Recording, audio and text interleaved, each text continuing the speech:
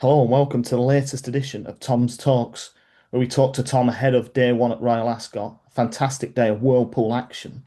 And we have a money back second offer, so remember to opt in and it might take away a bit of the pain of back into second place.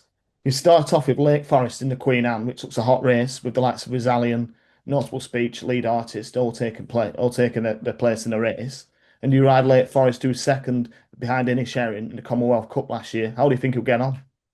Yeah, really well, hopefully. Obviously tackling a new distance for Ascot this year. Last year was six. Now we found ourselves up to the mile with him. And to be honest with you, he looked like he absolutely loved going well, very nearly that trip anyway. In Australia, it was 7.5 furlongs.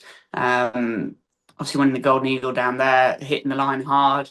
Had a really good comeback run in France the other week off steadily run tempo over seven, looking like the mile was going to be perfect. So look, sadly, it's one of the best Queen Anne's we've probably seen in the last 7 or 8 years.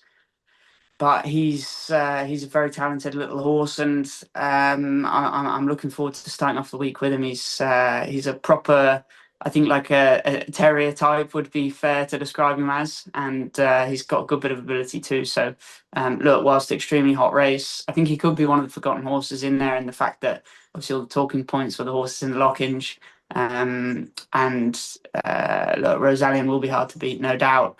Lead Artist, Dancing Gemini, they're all very good horses, but look, hopefully he can throw his hat in the ring. Do or do not goals in the Coventry Stakes with trainer Ed Walker. Still a maiden, but ran well at York when second behind Tote. It's a big price, but do you think he could outrun his odds? Yeah, I think so, to be perfectly honest with you. He did really well that day, went and ran a huge race. I thought he probably just got out battled a bit by one of Archie's horses. Obviously, Holly was aboard.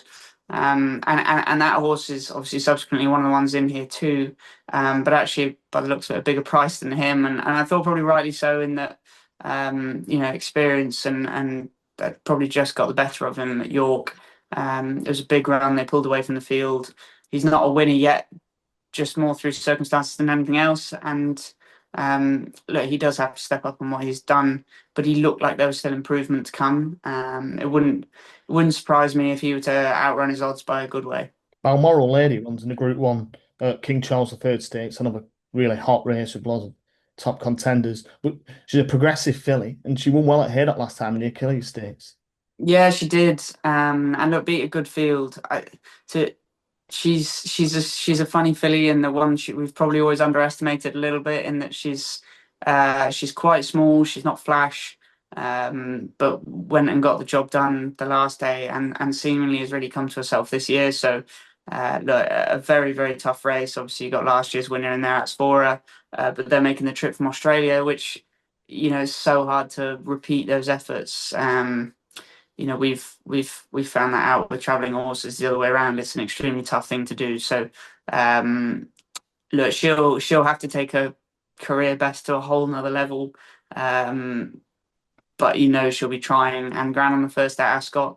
I'm sure with the hot week that's in store, like the first day could potentially be the kindest ground of the week in that they'll want to set up the ground so they don't have to put too much water on throughout the week and make it loose. So look, we could get a kind of racing surface tomorrow, and that would suit her as well. Comfort Zone runs in the Ascot Stakes for George Ford Bryan. It looks a hot race. Willie Mullins looks like he's got a strong hand with a few at the top of the market, but he looks a good stayer. Won well at Naas on his last flat start. Yeah, like I said, Nace back in October was a good win. Obviously, big competitive field handicap over in Ireland. They're tough races to win, and he did so quite well. Backed it up with a good run over hurdles at Leopardstown, and he's had the two runs this year at two of the biggest festivals going, Punchestown and Cheltenham.